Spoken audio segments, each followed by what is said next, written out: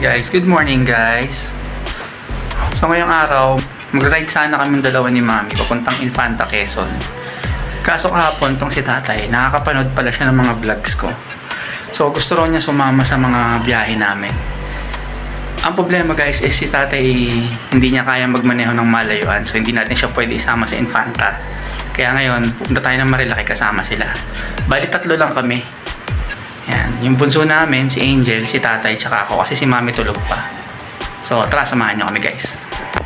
Yan, bali magdadalawang motor kami. Ito gagamitin ko syempre si Toothless Honda Click. Ito naman ang gagamitin yung Tatay. So ito yung XRM na old school RS. Yan tayo, ano sabi nyo? Baka may gusto kayong batiin tayo bago tayo bumiyahe. Yan, batiin nyo sila ate.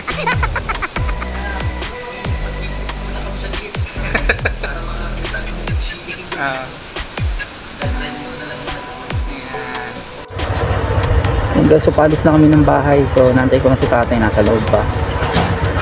5:45 na ang madaling araw kasi advance pala ito ng 30 minutes guys. Yun nga, ngayong araw na to bibiyahe muna tayo ng maiksi ang biyahe lang muna kasi kasama natin si Tatay at si Colette, si Angel. Bali pupunta lang tayo ng Marilaki, ikot natin sila doon kasi hindi pa ako yata sila nakakapunta ron. So pagpigyan natin sila ngayon, magsama natin sila. So yun, ang daan natin ngayon guys is dire-diretso lang tayo sa pagdating ng Marcos Highway, kakanan tayo and then mag-U-turn, tapos dire-diretso na yung pa Marilaki. Ayun guys, so pa-U-turn na tayo dito sa Marcos Highway. So yung kasama natin, andyan lang sila sa likod. Nakikita ko naman sila sa side mirror ko. Okay, medyo maluwag pa naman yung daan.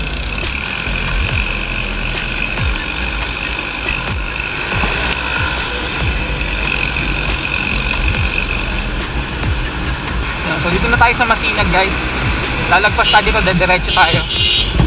Ayan guys, nandito tayo sa SM Cherry ngayon. Ayan o, SM Cherry. So dire-diretso yung pa rin natin dito. Wala naman tayong lilikuan eh, dire-diretso lang to hanggang makarating tayo ng Boso-Boso. Kasi doon daw muna gusto pumunta ni Tatay sa Boso-Boso. So gusto niyang tingnan kung anong meron sa Boso-Boso. Tapos kung hindi naman umulan, pwede tayong dumiretso ng Marilaki. So depende yan sa panahon guys kasi medyo masama yung panahon eh. Ngayon nga guys, dito na tayo sa may palengke ng Kogyo dito sa may Antipolo. Ito pag kumanan ka rito, ang tagos nito sa may checkpoint na eh, sa Antipolo na mismo. Ayan o. Pero syempre Marilaki tayo, dito tayo diretso.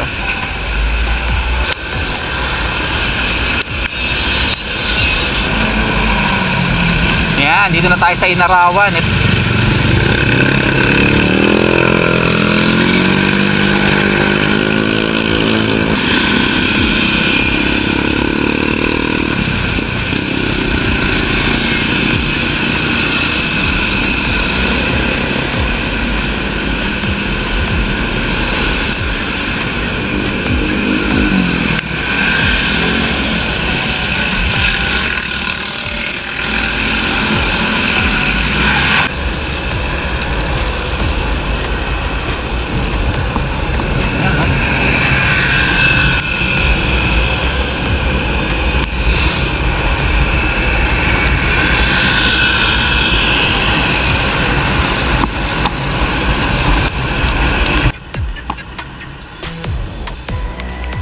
Enter daw tayo ng Sitio Cabading guys. So ayun nga, doon muna tayo sa Shell Boso-Boso.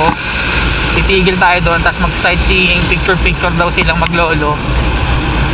Tapos yun, pagkatapos nun tingnan natin kung didiretso pa tayo ng Marilaki. Kasi depende yan guys eh, kung medyo masama talaga yung panahon, hindi natin pipilitin, mahirap na eh.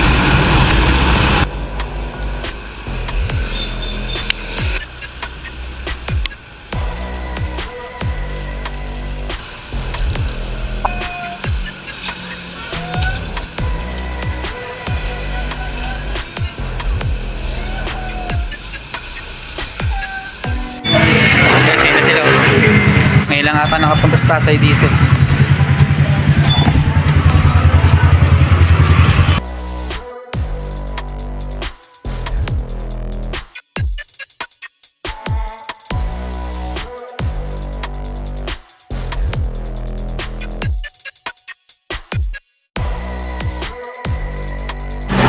guys, so pabalik na kami guys. Iilang sila. Tapos biyahe na ulit kami.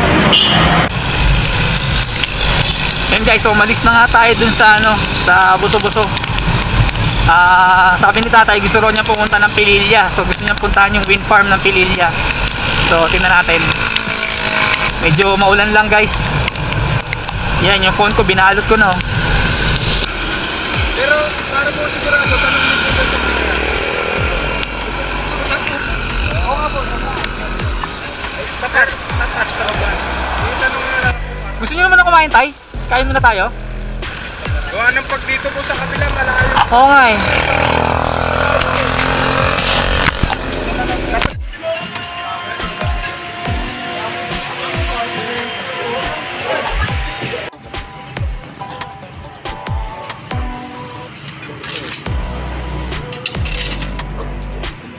Dito na kami kakain nila.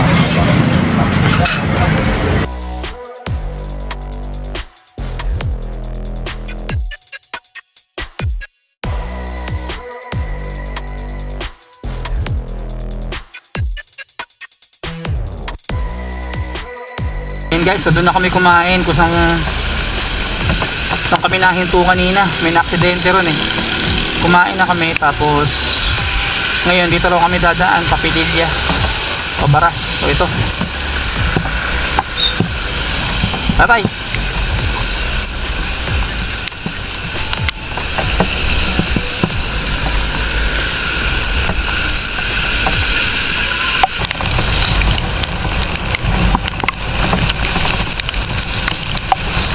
so sabi ni kuya dire-diretso raw paglagpas ng Angels kakaliwa daw. Hindi na kami tumuloy dun sa Marilaki guys, dire-diretso pa kasi masama ang panahon. Si tatay medyo malabo ang mata niyan. So dito na lang kami ikot sa Pililya. Tingnan natin yung daan dito kasi hindi pa rin namin nadaanan to eh. Ano kaya yun? Maganda dyan ah.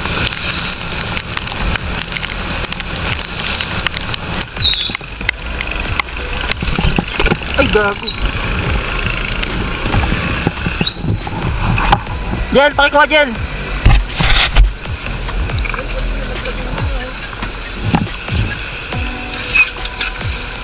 Okay na.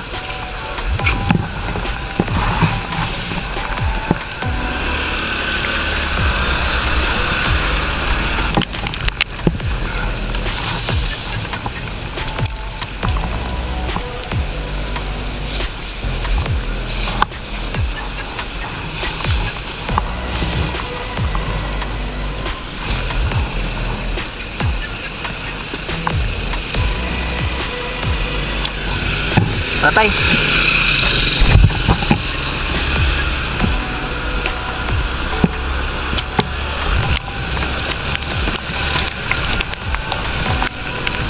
Tatanong tayo dito.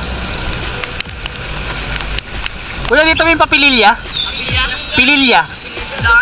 Layo pa dito. Diretso lang to? Okay. Okay, salamat. Sagli kuya, doon kayo magtanong.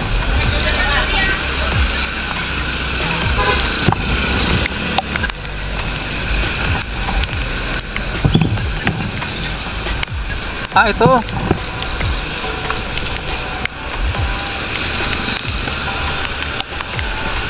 Ito yung Angels guys, yan o. Dun yata, yun o.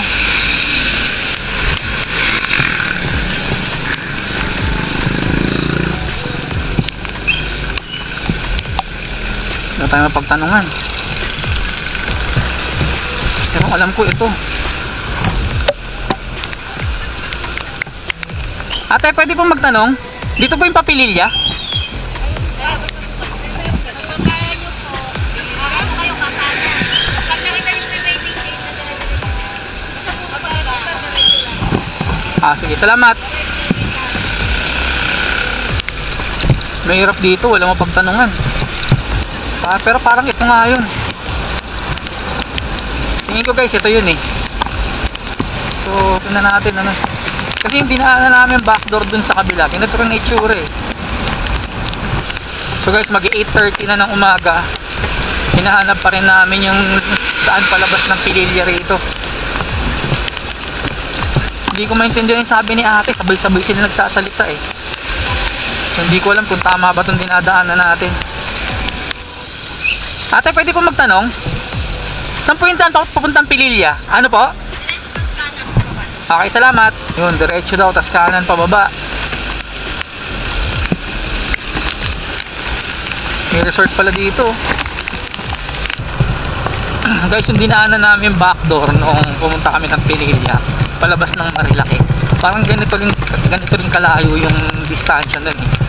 Mula doon sa Pililya Wind Farm papuntang Marilaki Highway. So parang ganito rin, napakalayo din guys. So ganito rin pala dito. Pero syempre, galing tayo dun sa kainan, mas malapit dito kasi hindi na tayo bumiyahe ng Marilaki. So pasok na kaagad tayo dito sa backdoor dito. Dalawa na to tayo. Tanong tayo dito. Tao po. Ate, saan po papuntang Pililya? Papuntang Pililya po. Dito po. Salamat. Apo, salamat. So yun, dito raw. So ito na nga, dito daw yun. May creek dito. Kuya, boss, saan po yung Papililya? Kaliwa? Okay, salamat. Ah, teka, parang alam ko na to ah. Parang dito yung ano nila mamsi ah, nila mama, yung golden anniversary nila. Ayan, nagbigay na to. Oo nga. Ayos. Oo nga, Pililya na nga ito. Yun. Kuya, pwede magtanong? Saan ba yung papuntang Antipolo? Antipolo? Balik kayo. Diretso lang. Tapos? May stoplight. Oo. Ito, papunta Morong to. Ito pa, Teresa, Antipolo. So, kakanan sa stoplight? Oo. Okay, sige po. Hindi, lalagpasan nyo pa yung stoplight. Tapos pagdating doon, may rotonda. Pakanan kayo, dalanan. Pakanan, sige. Sige na, mali tayo eh. Yun. Mali pala tayo guys. Patay tayo dyan. Kasi kanina, tinanungan natin doon, Papililya. Yung tricycle driver kanina na tinanungan natin. Si kuyang nagdadrive ng tricycle. Tinanong natin Papililya. Eh, pa-Antipolo pala tayo. So tama. Ito nga inadaanan namin na pumunta kami ng wind farm guys. Ayan o. So salip na dito. Dito pala kabilang daan pala tayo. So balik. Ayun guys. So dito na tayo sa bayan ng Teresa guys. So pakit na tayo ng Antipolo. Ito bayan ng Teresa. Nagpasan na natin yung bayan ng Teresa guys. Padiretso na to. Ito na yung simula nung paakyat guys. So ito na yung tinitingnan ko dati na Villas ang Pag-ita. Ayan o. Gandang paladaan yan.